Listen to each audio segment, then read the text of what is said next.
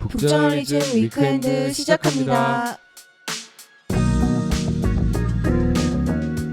현재를 해설하고 미래를 전망하는 소식을 살펴보는 위크엔드, 이번 이슈는 신아람 에디터가 준비했습니다. 어떤 소식 준비해 주셨나요? 오늘은요, 좀 대단한 사람이 한국에 와서 그 사람 얘기를 좀 해보려고 해요. 오. 여러분 혹시 레오나르도 다빈치라고 하면은 어떤 이미지가 떠오르시나요? 우리 이현대 에디터는 어때요? 뭐 제일 먼저 떠오르는 거는 뭐 어마어마한 천재다. 그쵸? 네. 그냥 천재 끝? 너무 다방면에서 천재적인 사람이어서 이 사람을 뭐 단순히 한두 분야에 가둬서 정의할 수는 없을 것 같고 그냥 그렇군요. 다방면의 천재였다 정도로 저는 딱 생각이 드네요. 알겠습니다. 우리 해림 에디터는 어때요? 저는 좀 불가사의하다. 그러니까 불가사의하다. 시간 여행자 같다. 이런 생각을 가끔 합니다. 그러니까 네. 미래를 미리 끌어와가지고 네, 그 다 알고 와서. 시대에다가 네. 네네. 좀 이제 심어놓은 어떤 스파이 같은 느낌이랄까요? 그렇군요. 두 분의 인상에 굉장히 많은 분들이 동의하실 것 같아요. 근데 레오나르도 다빈치라는 별명을 가진 사람이 우리나라에 왔습니다. 오. 바로 영국 출신의 토마스 헤더윅이라는 인물이에요. 헤드윅 아니고 네. 헤더윅입니다. 헤더윅. 네, 이 헤더윅이 누구냐 하면은요, 건축계의 레오나르도 다빈치라고 불리는 사람이에요. 레오나르도 다빈치 건축도 엄청 잘했을 것 같은데. 그죠? 네. 그가 뭘 하든 그쵸? 뭐든 쓸 리가 없고, 오. 제 생각에 레오나르도 다빈치는 건강도 했을 것 같고, 예, 달리기도 잘했을 것 같고, 예, 저는 그렇습니다. 맞아요. 네. 근데 어떤 사람이길래 이 토마스 헤더윅의 별명이 레오나르도 다빈치예요? 이 사람이요, 어떤 사람이냐면요. 자, 여러분 혹시 맨하탄의 에펠탑이라는 별명을 가진 조형물 베슬이라는 거 들어보셨나요? 한번 들어본 것 같아요. 예, 네. 어디선가 들어보신 분도 계실 것 같고, 한번 보셨으면은 그거는 모양새가 진짜 무슨 한 2045년도에 있는 어디서 이제 본 네. 것 같아가지고 이거 잊기가 힘든데, 예, 그러면은 이제 우리 맨하탄 좀 머니까 그 일본 쪽을 한번 생각해 볼까요? 일본의 아자부다이 힐스라고 최근에 생겼거든요. 도쿄에. 네. 요거 혹시 갔다 오신 분들 일본 여행 많이 요번에 가셨으니까 아실 수도 있을 것 같고, 또 그게 아니면은 이건 언론에도 노출이 굉장히 많이 되는데, 미국 실리콘밸리의 구글 신사옥 무슨 천막처럼 생겼잖아요. 예, 그런 것들을 건축한 사람입니다.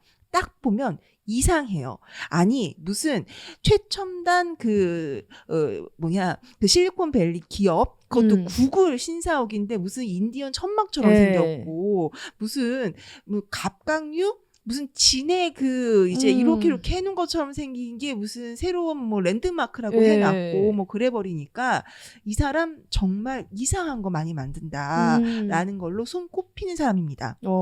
근데 이 사람의 건물이 매력이 있나 봐요. 최근 10년간 뉴욕에서 뭔가 새로운 장소를 만들었다? 그래서 한번 가봤다? 그러면 헤더윅이 만들었다. 이런 식이라고 해요. 그리고 현재 맨하탄에서만 5개의 프로젝트가 이 헤더윅의 손을 거쳐서 이제 건설될 예정이라고 합니다. 이 사람이 이제 주목을 처음 받기 시작한 게 2010년 정도였는데요. 그때 이제 중국에서 상하이 엑스포가 열렸거든요. 네? 거기 영국관을 이 사람이 맡았는데요. 진짜 이상하게 만들었어요. 네네. 그러니까 이게 멀리서 보면은 뭐 이게 건물인가 뭔가 싶어요. 무슨 네모난데 온 사방으로 털이 잔뜩 나 있는 것처럼 생겼거든요. 가 보면은 그게 털이 아니고 가느다란 유리관인데, 유리관을 빼곡하게 건물 외벽에다가 이제 꼽아 놓은 거예요. 그럼 그 이제 유리관 안에 뭐가 들어 있느냐? 식물의 씨앗이 다 다른 종으로 들어가 있습니다. 영국이 전 세계에서 가장 다양한 식물 종자를 보유하고 있는 나라라고 해요. 그러니까 친환경, 그다음에 자연과의 일치, 이런 이념하고도 굉장히 잘 맞고, 또 안에 들어가 보면은 크게 자랑하는 공간 만들어 놓지 않고 사람이 앉아서 쉴 수 있는 공간 위주로 소박하게 만들었다고 하죠. 그래서 이때 이 사람 대체 누구냐, 이 천재 누구냐 해가지고 사람들이 주목을 하기 시작해서 그때부터 지금 가장 잘 나가는 건축가 중에 한 명으로 손꼽히고 있습니다. 그렇군요. 뭔가 영국의 여유가 느껴지는 네. 그런 느낌이네요. 네. 되게 잘 나가는 사람은 맞는 것 같은데 이 사람이 아직 한국에 뭐 프로젝트를 한 건 없는 거죠? 있어요. 있습니다. 예, 한국에서도요, 사실 모 백화점 리모델링 작업을 이 사람이 하긴 했는데요. 네. 근데 이번에 한국에 온 이유는요, 그런 리모델링 그런 수준 아니고요. 섬 하나를 통째로 리모델링 하러 왔습니다. 바로 서울 용산구의 노들섬을 리모델링 하러 왔어요. 서울시가 이제 2021년, 2022년 요때쯤부터 해가지고 이 노들섬을 다시 한번 재개발을 하겠다라면서 아주 부릉부릉 드릉드릉 아주 시동을 걸었거든요. 그래서 이제 공개 PT까지 해가지고요, 노들 글로벌 예술섬 국제 지명 설계 공모의 최종 당선작으로 이 헤더윅이 제안한 소리 풍경을 선정을 했습니다. 이게 이 노들섬에 이제 이미 있는 것들은 그대로 최대한 살리고 대신 다양한 메탈 곡선으로 환상적인 풍경을 연출하겠다라는 기획이라고 해요. 위에서 딱 쳐다보면은 이 노들섬이 가로로 좀 길쭉한 무슨 이제 그 타원형처럼 생겼는데 그거를 갖다가 전체적으로 누워있는 팔자형으로 이렇게 가로지르도록 그렇게 만들었어요.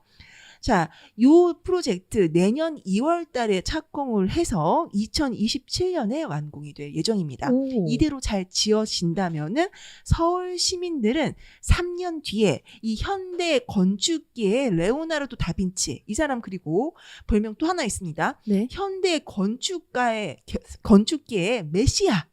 예, 이런 사람이 탄생시킨 새로운 서울의 랜드마크를 감상할 수가 있게 되는 거예요. 그리고 온 김에 하나 더 하고 갑니다. 그 서울 도시 건축 비엔날레라고 2년에 한 번씩 우리 서울에서 비엔날레 있거든요. 예, 요거 총감독하고 갑니다. 오신 김에 또. 그래서 정말 서울에서 아주 진한 인연을 한국과 맺고 가게 되셨네요. 그렇네요. 근데 그 설명을 들었을 때는 잘 상상도 안 되고 이게 내가 갔을 때 뭘 느끼게 될까 이런 부분들 너무 궁금한 것 같아요. 사실 어떤 느낌일지 좀 궁금하신 분들은요, 이 사람이 공개 PT를 했잖아요. 그러니까 이미지라든지 동영상이라든지 이런 게 이미 공개가 돼 있습니다. 그래서 쉽게 찾아보실 수가 있어요. 근데 그거는 뭐 조감도 본다고 해서 우리가 그 건물에 들어갔을 때 느낌을 완전히 알 수 있는 건 아니잖아요. 그 공간 자체가 우리에게 어떤 의미로 다가오게 될까? 요거는 건물이 지어지고 개발이 끝나 봐야 알겠죠. 근데 이 헤더윅이라는 건축가가 대체 어떤 사람이고 또 어떤 건축을 지향하는지 알아보면은 요거 좀 짐작해 볼 수 있을 것 같아요. 이 사람 잘 나가는 이유가 좀 전에 말씀드린 그 이상한 아이디어 그리고 상상력 요런 거라고 말씀을 드렸잖아요. 그러다 보니까 건축물의 형태 자체도 굉장히 좋게 말하면 정말 환상적이고 조금 비틀어 말하면은 괴랄하고요. 자, 이 사람을 어떤 식으로 다른 사람들이 평가하고 있느냐 하면은, 자, 영국의 인테리어계의 거장인 테레스 콘란이라는 사람이 있습니다. 알아요. 굉장히 유명하죠. 그래서 이분은 서예요. 테레스 콘란 경입니다. 자기도 받으셨어요. 이 테레스 콘란 경이 이 사람을 일컬어서 우리 시대의 레오나르도 다빈치다라고 칭했거든요. 그러니까 이 사람이 정말 별나고 미래를 가져온 것처럼 이렇게 한다라는 이 생각을 우리만 한 것 같지는 않네요. 자, 우리 건축가 이름 사실 갑자기 대라고 하면 잘 모르겠지만 우리 다들 많이 아시는 건축가 중에 안도 타다오 있죠. 있죠. 네, 안도 타다오는 제대로 건축 공부를 대학에서 받은 사람이 아니에요. 근데 이 사람은 그러니까 이제 그 이전까지 고정관념을 깨고 굉장히 뭐랄까 그 우리에게 그 감동을 주는 그리고 뭔가 인사이트를 주는 건축물을 계속 만들 수 있었던 것이겠죠.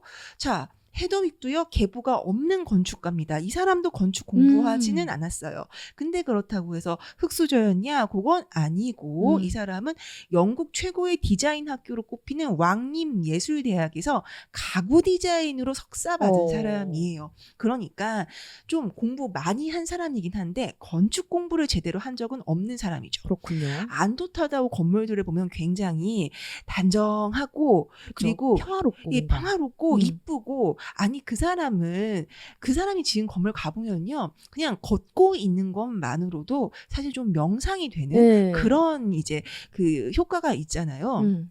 근데 이 사람은 아니에요. 완전 정반대 대척점에 있습니다.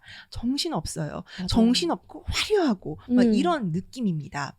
자, 그럼 이 사람은 대체 어떠한 건물을 만들고 싶어 하느냐? 인간적인 건물을 만들어야 된다라고 주장을 하고 있어요. 이 사람을 그 칭찬해줬다는 이 콘란 경이 이 헤더윅을 굉장히 이뻐하긴 했는데 헤더윅도 이 사람을 굉장히 존경하거든요. 네. 이 콘란 경에 대해서 이야기를 하면서 이런 얘기를 합니다. 아, 콘란 경은 내가 아는 사람 중에서 유일하게 똑바로 된 질문을 하는 사람이었다. 대부분의 디자이너나 건축가들은 세상이 왜 이걸 원할까라고 묻지를 않는다. 이 사람들 하는 얘기 들어보면은 아, 이거 색이 좀 안 맞는데? 이거 각을 조금 더 살려야 될 것 같은데? 이런 얘기만 한다. 하지만 콘란 경은 소비자에 대한 질문을 끊임없이 하고 또 디자이너가 소비자를 이해하고 있어야 한다고 가르쳤다라고 이야기를 해요. 헤더윅도 마찬가지의 그 사람을 먼저 두겠다. 그러니까 이 건물을 쓸 사람들을 먼저 생각하겠다라는 원칙을 가지고 작업을 하는데요. 이제 헤더윅 같은 경우에는 건축가들 보통 뭔가 이제 만든다고 하면 드로잉을 먼저 하잖아요. 그쵸. 근데 그러질 않고 먼저 조사부터 한다고 합니다. 이 건축 프로젝트를 왜 하는지 그 맥락을 먼저 살펴보고 그다음에 장소에 대해서 이해를 먼저 넓히고 여기에는 어떤 기능이 필요한지 찾는 다음에 그 다음에 뭔가를 해본다라는 거죠. 네. 그리고 팀 안에서 함께 대화하고 실험하면서 아이디어를 갖고 나가고 또 가장 어린 막내의 의견도 꼭 듣는다고 합니다. 이런 과정을 거치니까 그렇게 괴랄하고 이상한 그 건축물이 나오는 것 같아요. 그래서 이 사람의 이 건물 스타일을 보면은 사실 우리가 흔히 보는 매끈하게 잘 만들어진 사각형 건물, 커튼월이라고 하죠. 우리 어제도 잠깐 그 위크엔드 시간에 에어컨 이야기하면서 얘기했잖아요. 건물 외벽을 다 유리로 발라놓는 그 건축, 그 커튼월이라고 하거든요. 미니멀리즘의 정수 중에 정수죠. 20세기를 만들어낸 건축가라고 하면은 자, 아파트 단지라는 걸 만들어낸 프랑스의 건축가 르꼬르비지에 예, 많이들 아시죠? 그리고 정말 미니멀리즘의 대가인 미국 건축가 미스 반 데 로에 이 사람은요, 이 사람 굿즈 진짜 많이 팔거든요. 왜냐면은 이 사람의 그 미니멀리즘 고로한 것 갖다가 이렇게 그냥 미니어처럼만 만들면은 너무 이뻐요. 너무 갖고 싶어요. 정말 어디 이 사람 거 조그만한 거 한 장이라도 있는 미술관 가보면은 이 사람 굿즈가 꼭 있고 항상 엄청나게 많이 팔립니다. 그리고 또 마천루의 아버지로 불리는 미국 건축가 루이스 설리번 이런 사람들, 이 사람들 건축에 조금이라도 관심 있는 분들이라면 막 가슴이 두근두근거리는 사람들이죠. 맞아요. 그런데 이 사람을 아주 거침없이 이 사람들 전부를 아주 거침없이 깝니다. 이 사람은. 헤더윅은 이 사람들이 건축을 지루하게 만들었다. 라면서 정말 이 사람들 다 나쁘다고 까요. 그러니까 이 사람은 정말로 건축계의 성역 중에 성역. 건드리면 안 되는 까방권을 갖고 있는 사람들마저 막 까는 사람이라는 거죠. 그러다 보니까 이렇게 계보 없는 건축가라서 그렇게 이상한 걸 만들고 있다라는 겁니다. 뭐 그런 이제 성역을 이제 비판하면서 나오는 사람들 대부분 보면은 평범한 사람은 아니더라고요. 맞아요. 근데 사실 평범하지 않기 때문에 성공하는 것 같지는 않고요. 잘났고 열심히 하는데 이상하니까. 그쵸. 그래서 브랜딩도 되고. 그쵸. 잘난 사람들은 많잖아요. 그 잘나지 않은 사람도 있지만 잘난 사람도 모아놓고 보면 많아요. 그쵸. 근데 그 중에 얘가 이상하잖아요. 이상하게 잘나서. 예, 맞아요. 바로 그겁니다. 그게 사실은 성공의 열쇠가 아닐까라는 생각이 듭니다. 문제는 이 사람이 이렇게 그 계보에서 벗어난 이상한 건축을 하다 보니까 보통 짓는 것보다 건축비를 좀 많이 씁니다. 그래가지고 그 논란이 따라다니거든요.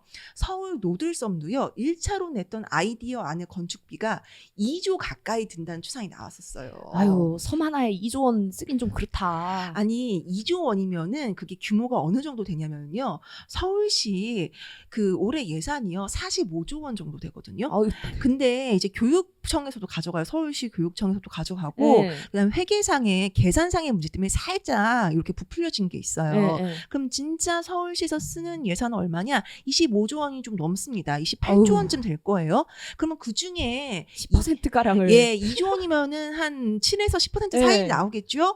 그거를 갖다가 여기다가 몰빵한다? 그거는 조금 전 좀 저희로서 반대인데요. 예, 네. 서울시로서 조금 서울 시민으로서 저도 조금 반대입니다. 그래서 당선된 최종안은 줄여서 3천억 원대로 줄였다고 할 수 해요. 있었잖아. 그러니까 할 수 있었네요. 내 말이.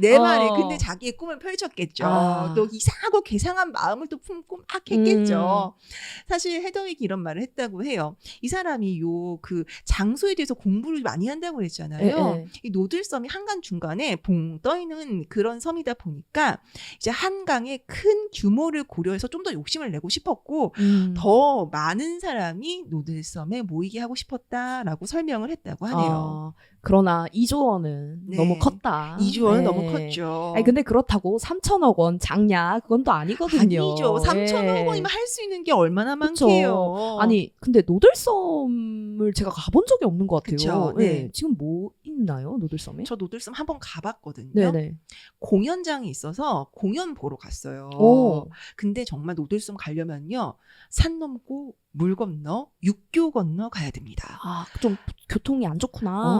엄청 안 좋아요. 음. 그러니까 노들섬 근처까지 가는 건 어려운 일이 아니에요. 용산구에 있단 말이죠. 그쵸. 노들섬. 그러니까 근처까지 가는 건 괜찮은데 거기에 일부러 멋지게 지어놓은 공연장까지 가려면은 버스 타고 내려서 육교 건너서 공연장까지 또 한참 빙 돌아가서 그 공연장도 층별로 뭐가 그렇게 많은지 그렇게 들어가야 됩니다. 그래서 사실은 이 노들섬이 좀 접근성이 안 좋은데 애매한 공연장이 있는 그런 곳이 되어서 사람들이 방문을 잘 못하고 있어요. 그렇군요. 왜 근데 이거 그래도 그냥 이제 공연장도 있고 조금 네. 뭐 교통만 대충 이렇게 좀 개선을 해가지고 놔두면 안 되는 거예요?